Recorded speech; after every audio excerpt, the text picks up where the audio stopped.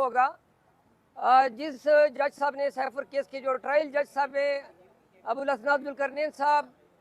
ان کو آج بتایا گیا کہ آپ کے حکم کی ہم جو ہے تعمیل نہیں کر سکتے ہیں، اور جج صاحب نے ای میں جاننے دیا، یعنی ان کے لیے یہ کوئی بات ہی اب نہیں رہی ہے کہ عدالتوں کے حکم کی پامالی ہوتی ہے، اور بجائے اس کے کہ یہ ان کا نوٹس لیں، اپنے احکامات پہ عمل درآمد کرائیں، وہ آگے سے کہتے ہیں جی ٹھیک ہے۔ تو لہذا ایسے آپ کے احکامات صرف ہماری حد تک جو ہے انفورسیبل ہیں، سرکار نے جو ہے آپ کو الٹا جواب دیا ہوا ہے، نمبر 1 بات۔ نمبر 2، آخر تکلیف کیا ہے؟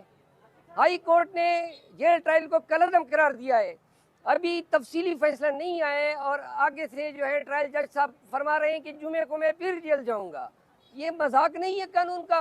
اسی کو تو ہم نے چیلنج کیا تھا اور اسی کو کالعدم قرار دیا اسلام آباد ہائی کورٹ نے۔ خان صاحب جو ہے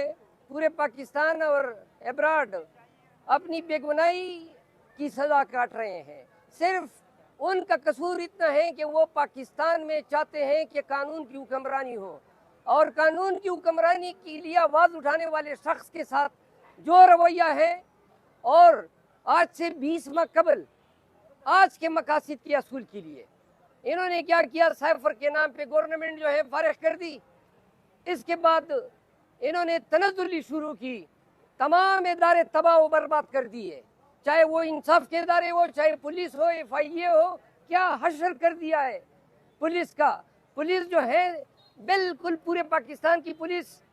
پٹھو بنی ہوئی ہے، سٹوج، پرچہ کرو فلاں پہ پرچہ، ہزاروں کے جیلی پرچے اس نے کیے، پولیس نے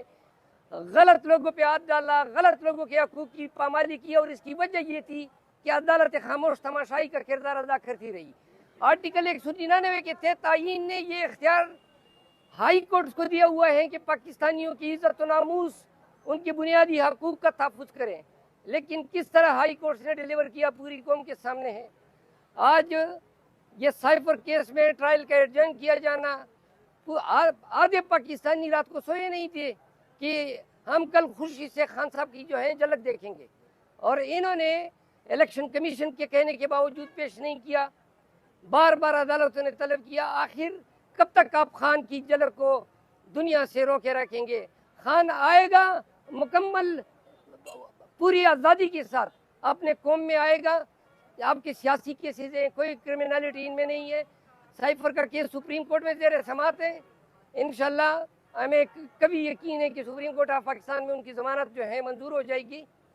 آخری بات یہ ہے کہ آج میں نے میرے اوپر مزید گزشتہ 5 ایام میں 7 نئے کیس درج کیے، جن میں سے 2 کیسز جو ہیں وہ ہائی کورٹس نے، Peshawar high court principal seat اور لاہور ڈی خان بینچ نے